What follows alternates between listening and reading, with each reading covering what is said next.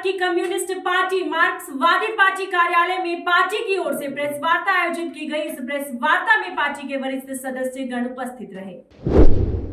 गुमला में रिश्ता हुआ शर्मसार, चाचा ने भतीजी के साथ किया दुष्कर्म, पुलिस ने आरोपी को किया गिरफ्तार। झारखंड राज्य पिछड़ा आयोग के अध्यक्ष योगेंद्र प्रसाद अनुमंडल कार्यालय तेनुघाट में अनुमंडल पदाधिकारी शैलेंद्र कुमार एवं ओएनजीसी के अधिकारियों के साथ विस्थापन नीति के मुद्दों को लेकर बैठक किया। गोमिया स्वांग हजारी पंचायत अंतर्गत हवाई अड्डा के भूमि पर इको पार्क बनाने के मुद्दे पर उत्पन्न विवाद में अनुमंडल पदाधिकारी शैलेश कुमार, अत्यंत पिछड़ा वर्ग आयोग के अध्यक्ष योगेंद्र प्रसाद एवं पंचायत के मुखिया तारामणि भोगकत्ता सहित दर्जनों ग्रामीण उपस्थित थे। जेएसएससी पेपर लीक मामले की उच्च स्तरीय जांच की मांग को लेकर साहिबगंज आजसू जिला अध्यक्ष चतुरानंद पांडे के नेतृत्व में मसाल जुलूस का आयोजन किया गया। स्वागत है आपका हमारे खास कार्यक्रम झारखंड न्यूज में। चलिए कुछ खास खबरों के साथ बुलेटिन की शुरुआत करते हैं।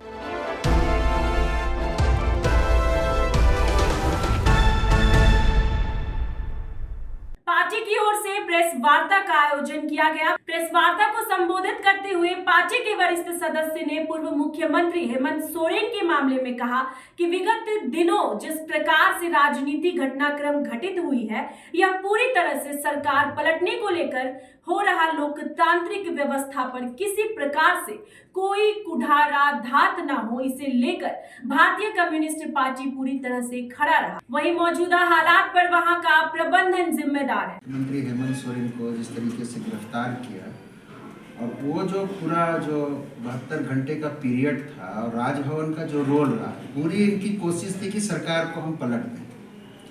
तो लेकिन गठबंधन एकजुट था और वाम दल भी पूरे मजबूती के साथ खड़े थे कि कोई भी लोकतांत्रिक प्रक्रिया में राजभवन का हस्तक्षेप उचित नहीं होगा। और जो जानकारी मिली अखबारों में भी आया कि महामहिम ने 2 रिपोर्ट जो भेजी थी उसमें राष्ट्रपति शासन लगाने की अनुशंसा भी कर दी थी। हम लोगों ने राज्यपाल महोदय के इस एटीट्यूड की निंदा की और फ्लोर मट में जब फ्लोर टेस्ट में वहीं पार्टी के वरिष्ठ सदस्य ने पूर्व मुख्यमंत्री हेमंत सोरेन के साथ पार्टी स्तर पर खड़े रहने की बात कही एवं पूरे घटनाक्रम को सिर्फ और सिर्फ राजनीतिक स्टंट बताया गया। साथ ही साथ कहा कि वर्तमान की केंद्र सरकार की जो भी नीतियां हैं, सभी नीतियां आम जनता के लिए बेहद ही फीसदी साबित हुई है एवं सांप्रदायिकता की राजनीति केंद्रीय स्तर पर चल रही है एवं इन सभी केंद्र सरकार के द्वारा चल रही गलत नीतियों के खिलाफ किसान मजदूर एक साथ खड़े होकर इसका जवाब देंगे। में सीपीआईएम ने ट्रेड यूनियन का और किसानों की मोर्चा का हमने समर्थन किया। ये जायज मांग है। इन मांगों को लेकर जितना भी संघर्ष करना है उसका पूरा समर्थन। मैडम ईडी भी पत्रकार हैं जिसको ईडी की गिरफ्त में लाने का प्रयास कर रहे हैं, क्या वो सब चोर हैं? ये न्यूज क्लिक एक ऐसा न्यूज पोर्टल है, आपके साथी हैं, जर्नलिस्ट हैं, उनको आज ईडी के चलते यूएपीए लगा लिया क्योंकि कोई भी चीज साबित नहीं कर पाए।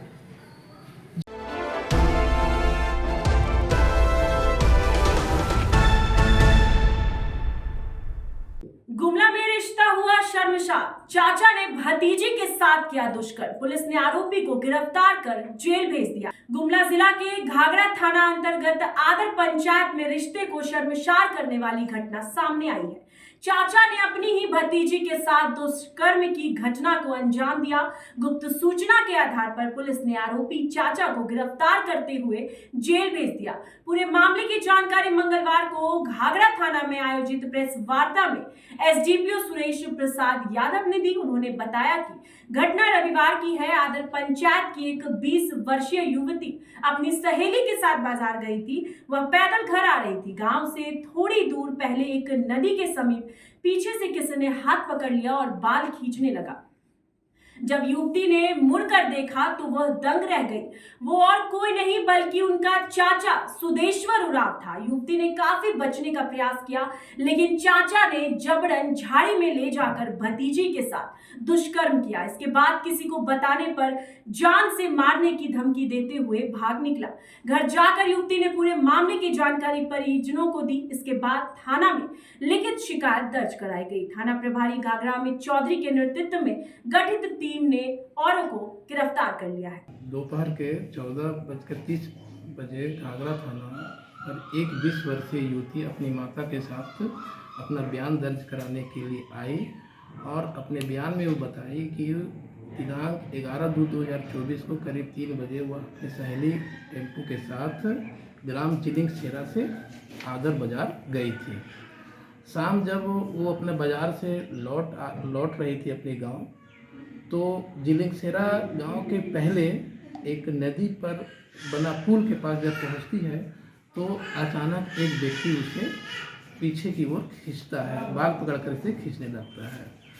जब वो युवती अपनी पीछे मुड़ करके देखती है तो वह व्यक्ति कोई दूसरा नहीं होता है, उसका अपना ही रिश्तेदार होता है जिसका नाम सुदेश्वर उरांव, करीब उम्र 25 वर्ष है और पिता जुगिया उरांव, ग्राम चिलिंगसेरा, थाना घाघरा, जिला गुमला का है, जो उसके रिश्ते में उसका चाचा लगता है। युवती अपनी बताती है कि वो जब उसे पकड़ लिया गया तो अपना बचाव के लिए हाथ पैर चलाते हुए बचने का काफ़ी प्रयास करती है, लेकिन युवती से ज़्यादा ताकतवर होने के चलते उसका एक नहीं चलता है और उसके साथ दुष्कर्म करता है।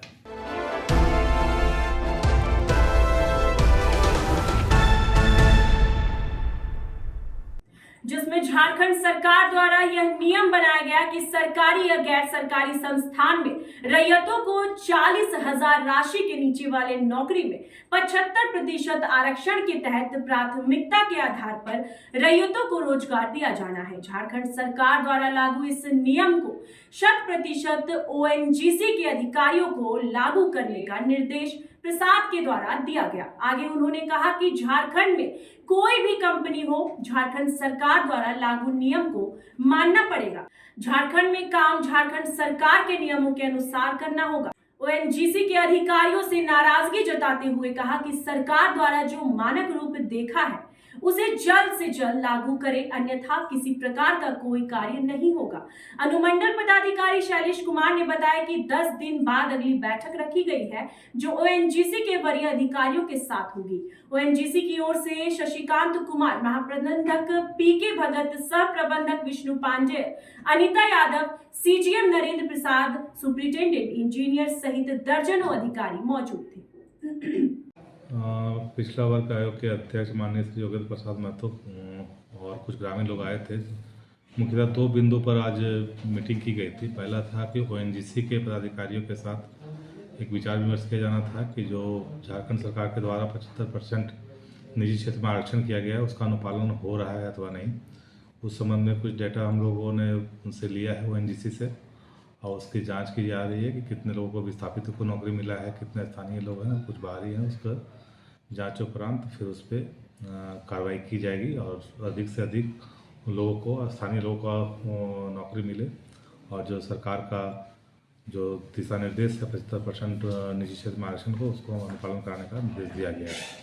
सरकार इसको लेकर के आई है कि स्थानीय और विस्थापितों को हर हाल में 75% आपको नियोजन देना होगा और ये साल भर पहले की हमारी सरकार की नीतिगत निर्णय है। उसी कड़ी के तहत आज हम लोग ओएनजीसी के पदाधिकारियों के साथ बैठक किए और उसमें उनका पूरा ट्रैक मांगा गया है कि कितने लोग आपके अधीनस्थ नियोजन मिला है, उन सारों लोगों को सूची दीजिए और अगर स्थानीय और रैयत विस्थापित लोग नहीं हैं तो निश्चित तौर पर इसका 100% अनुपालन हो कि 75% लोगों को जो रैयत और विस्थापित हैं उसका नियोजन पहले सुनिश्चित करें, तत्पश्चात दूसरे का नियोजन सुनिश्चित। और ऐसा भी सरकार में यह निर्णय आया था कि 1 करोड़ से संबंधित विषय पर भी बात हुआ है और स्पष्ट निर्देश दिया गया और इसके अनुपालन करने के लिए 10 दिन का समय दिया गया है कि आप पूरे जो है आप उसका जितने लोगों को नियोजन दिया गया उसकी सूचीबद्ध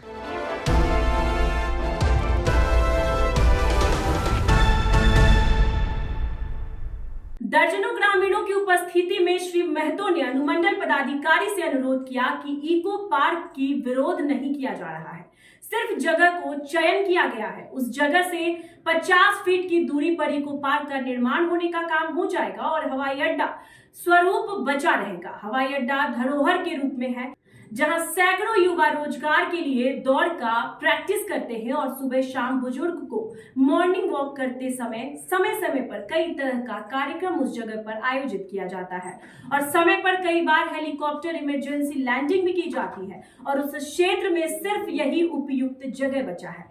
अनुमंडल पदाधिकारी शैलेश कुमार ने आगे कहा कि इको पार्क और हवाई अड्डा के बीच में उत्पन्न विवाद को लेकर CCL के वरीय अधिकारियों से एक बैठक कर विचार विमर्श की जाएगी। इसके उपरांत कुछ बताया जा सकता है। वर्तमान स्थिति में कार्य को स्थगित करवा दिया गया है। प्रखंड अंतर्गत स्वांग हवाई अड्डा के रूप में जाना जाता है, वहाँ एक इको पार्क बनाया जाना है। तो ग्रामीणों का उस पार्क के विरोध नहीं कर रहे, बट उनका कहना है कि वो क्षेत्र चूँकि वहाँ पे एक हवाई अड्डा के रूप में जाना जाता है और वहाँ लोग आर्मी में या किसी पुलिस भर्ती में जाने हेतु तैयारी करते हैं, दौड़ते हैं, तो इसलिए वो अन्य क्षेत्र में इसको शिफ्ट करने का अनुरोध किए हैं।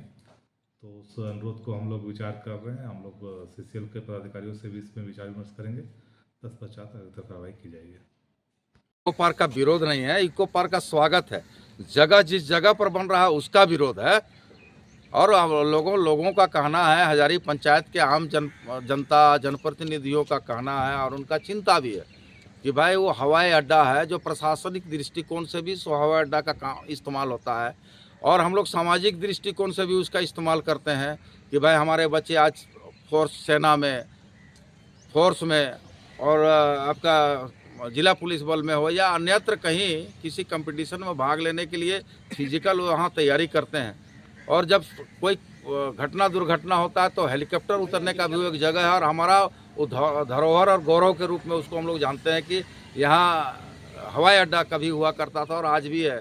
तो उसको उसकी धरोहर को मिटाने के लिए, उस धरोहर को समाप्त करने का जो केंद्र सरकार जिसमें उसमें इको पार्क बना रहा है उसका विरोध है। हम लोग तो स्वागत करते हैं कि इको पार्क आप हवाई अड्डा के बगल में जो खाली ज़मीन है, जो जनता का ही ज़मीन है, जो CCL द्वारा अधिकृत किया गया ज़मीन, उसी ज़मीन पर बना है। हम लोग स्वागत करते हैं उसका, हम लोग निश्चित तौर पर स्वागत करेंगे।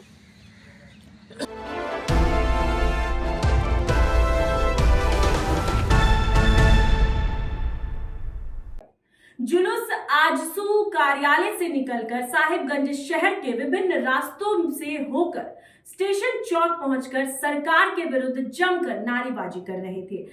आजसू जिला अध्यक्ष चतुरानंद पांडे ने कहा कि JSSC पेपर लीक का विरोध पार्टी की सहयोगी संगठन अखिल झारखंड छात्र संगठन भी कर रहे हैं। श्री पांडे ने कहा कि परीक्षा पेपर लीक मामले को लेकर आगामी 15 फरवरी को उपायुक्त के माध्यम से राज्यपाल को अपनी मांग पत्र सौंपेंगे।